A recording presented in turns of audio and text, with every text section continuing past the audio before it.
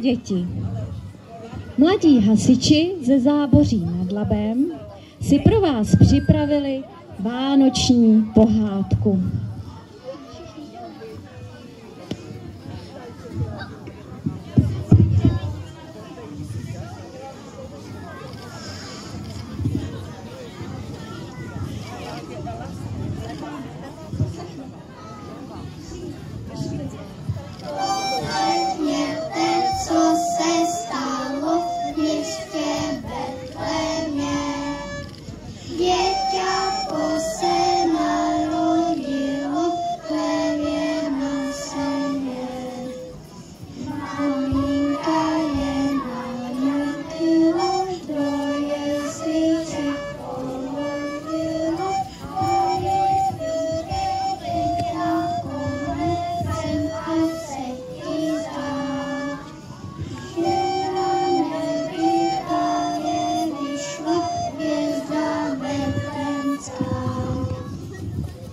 Ta velká jasná hvězda se rozzářila na nebi právě ve chvíli, kdy se v chudé stáji u města Betléma narodilo děťátko. Byl to chlapeček a jmenoval se Ježíšek. Maminka Marie a tatínek Josef mu také říkali: ty jsi naše Jezulátko. A lidé i zvířata, co žili blízko Betléma, se nemohli vynadivit, jakáže to krásná hvězda se jim náhle ukázala. To jsem já, hvězda betlémská. Světlo, co mám na kabátku, dovede vás k Jezulátku. Zastavte se chviličku, ukážu vám cestičku. První se za betlémskou hvězdou vydala zvědavá zvířátka. Napřed se hrnul mohutný lev.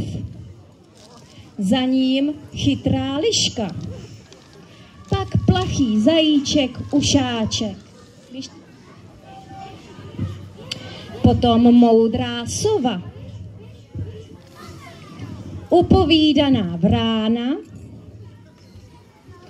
Skákavá žabka a nakonec stydlivý oslík a voleček. Když došli až k chudému chlévu, kde v jesličkách leželo Jezulátko, zvědavě nakukovali dovnitř. Děťátko se jim moc líbilo.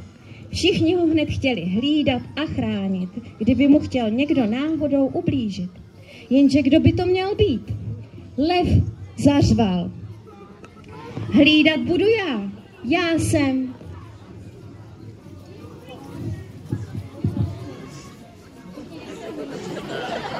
Nejsilnější. Potom liška: já jsem nechytřejší. Potom zajíček: Já nejrychlejší.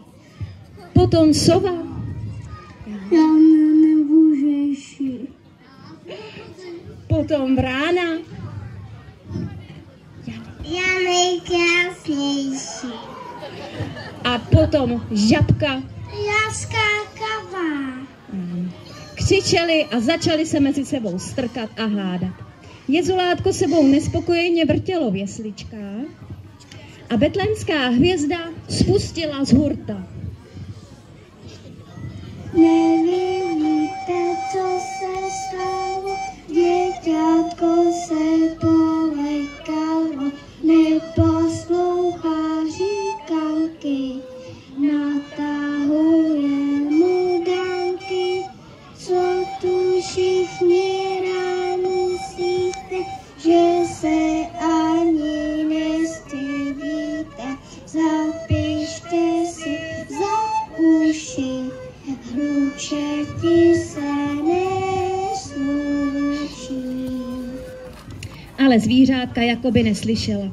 A tak hvězda vyděšeně řekla: Musím někoho zavolat na pomoc. Prvního anděla, kterého potkala, popadla za bělostné křídlo a prosila ho, aby jí pomohl udělat u jesliček pořádek. Anděl zakroužil nad rozhádanými zvířátky, zamával křídly, až se zvedl vítr a začal jim domlouvat. Nevidíte, že maminka Marie a tatínek Josef nevědí, kam dřív skočit? A vy, místo toho, abyste jim ulehčili, ještě jezulátko vylekáte? Zvířátka se zastyděla. Najednou bylo ticho. Anděl usedl na veliký balvan vedle stáje jako na soudcovský stolec a nařídil. Budete mluvit jeden po druhém. Každý z vás mi pěkně nahlas a zřetelně poví, co dobrého by pro Ježíška mohl udělat. Já pak vyberu toho, kdo ho bude hlídat. Kdo půjde první? Dobře, vystoupil lev. Strašlivě zařval a rozmáchl se mocnou tlapou. Všichni se mu klidili. Lev se pyšně rozhlédl a pravil hrozným hlasem.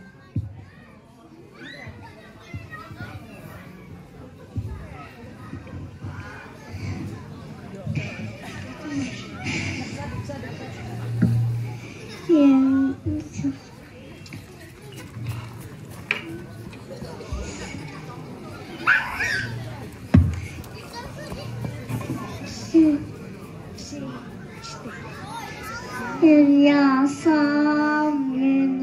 sám, Jezu to ohlídám, Jezu moje zaspání, před každým je ochláním, od tebe jsem špatál, já jsem tady král. Andělovi se takové vychloubání nelíbilo a řekl. A co by z toho Ježíšek měl, že jsi král? Ještě bys ho svým řevem polekal. Jde z tebe strach, jdi pryč, vyberu někoho jiného. Lehkým krokem se přikradla liška a hned spustila.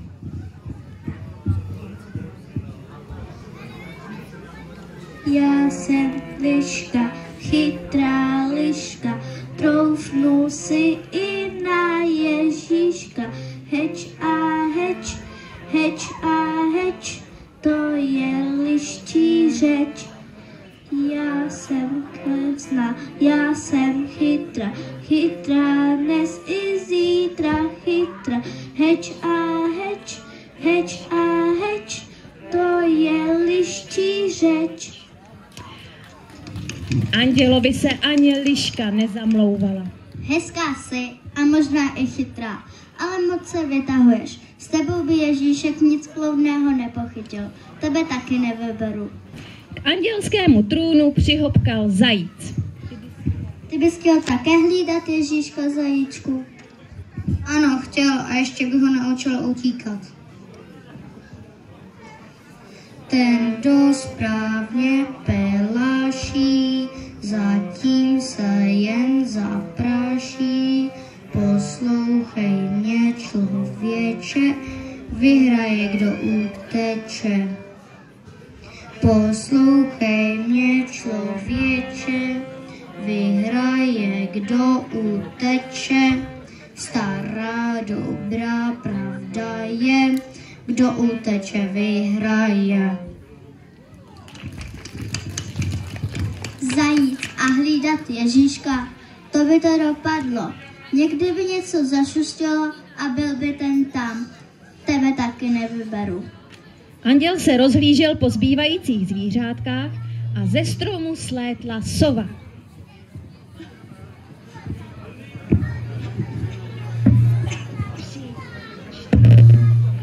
Já jsem sova, já jsem tady, jedinou, všechna znají, nový Ježíška to naučí. Běda noci ten, nechoďte však za ven všechno zvířata nesí.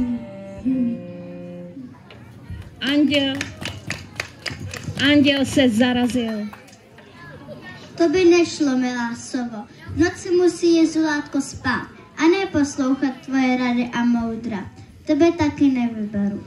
Sotva to dořekl, k jesličkám se přihrnula vrána a krákala a krákala.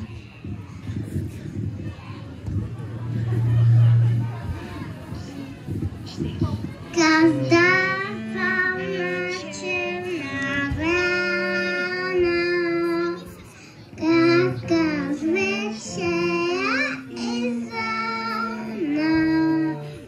Káká v noci, káká ve dne, káká všude, tam si sedne a týká na zubách.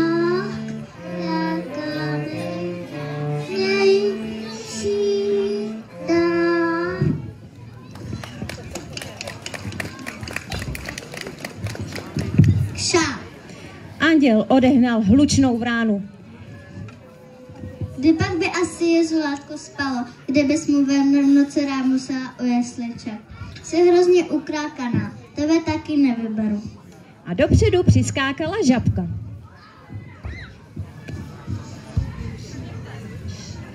Já jsem žabka kůňka, je mě plná tůňka. Dřív, když na mě padne stín, jezulátko naučím, jak se správně kůňká, až to v tůňce zbuňká. Když to anděl slyšel, má urazil. Děláš si legraci? Proč by se mělo jezulátko učit skákat a kuňkat? Ať už tě to nevidím. A žabka žbluňka zpátky do tůně. Anděl seděl na svém kamenném trůně celý ustaraný. Nikdy bych neřekl, že bude tak těžké najít někoho, kdo by jezulátko dokázal alespoň klidně uspat. Jeden se chlubí, druhý řve, třetí kráká, čtvrtý kváká. Nikdo z vás nedokáže zaspívat alespoň pěknou písničku. To bylo něco pro vrabčáky, co se popelili kolem chléva. Slétli se do jednoho hejna a štěbetali zem.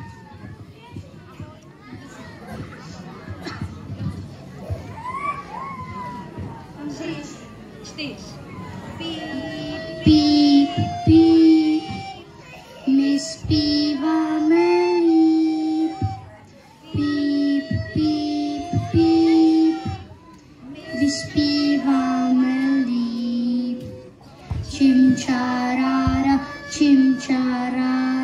zpívat nejsou žádné čáry. Čimčarára, píp, my zpíváme líp. Čimčarára, píp, my zpíváme líp.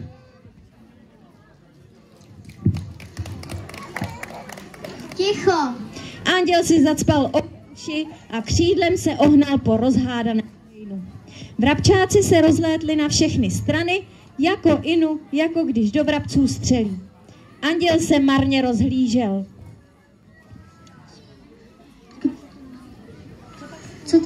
Co pak se tu nenajde někdo moudrý, skromný a silný, kdo by se o jezulátko postaral? Nikdo ani muk. V tom anděl zahlédl, jak se vzadu ve tmě krčí dvě plachá zvířátka.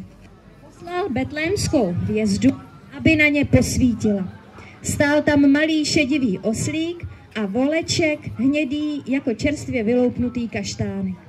Stáli tiše, hlavy svěšené a styděli se, že se po nich všichni ohlížejí. Anděl se na ně usmál a zeptal se. Vy byste nechtěli hlídat Ježíška? Oslík s volečkem kývali, že by chtěli. A co umíte? Oba sklonili hlavy ještě níž a řekli smutně. Nic.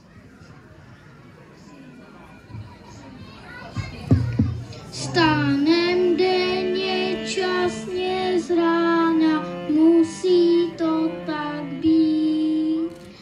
Táhnem vozík svého pána, jdeme orat cít. Od svítání do setmění nemáme čas na učení, proto dobře víme, že nic neumíme.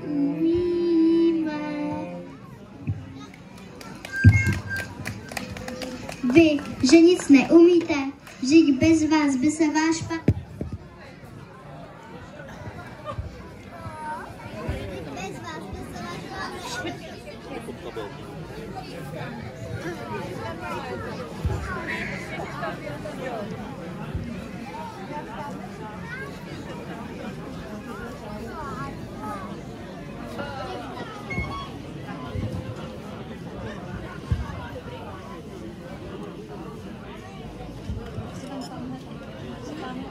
Sabotáž.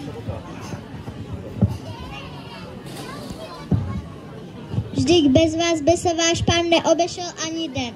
Pomáháte mu od rána do večera a od jara do zimy. S vámi se nemůže nic zlého stát. Anděl poslal volečka a oslíka k jesličkám. Byli tiší a dýchali na jezulátko, jakoby, aby mu v jesličkách nebyla zima. Děťátko se hned začalo spokojeně usmívat. Když oslík s volečkem viděli, že se na ně Ježíšek usmívá, osmělili se a spustili. Spí děťátko v chudé stáji, houpy hou, houpy hou. Zvonečky ti zacínkají nocí mrazivou. To jsme rádi, že tě máme, však my si tě ohlídáme. Každému z nás Bůh nezdá. Krásný malý Kristus Pán, Kristus Pán. Maminka Marie a tatínek Josef byli moc spokojení, že je jejich chlapec směvavý a že je o něj dobře postaráno. Betlémská hvězda se radostí rozzářila tak, že jí spatřili lidé zblízka i zdaleka. Zbíhali se v zástupech k jesličkám, aby se poklonili malému jezulátku. Poslechněte, co se stalo v městě Betlémě. Děťátko se narodilo v chlevě na země. Maminka je nakrmila, do jesliček položila a její spinky zasvítí znovu po roce. Noc je tichá, sní se špití, šťastné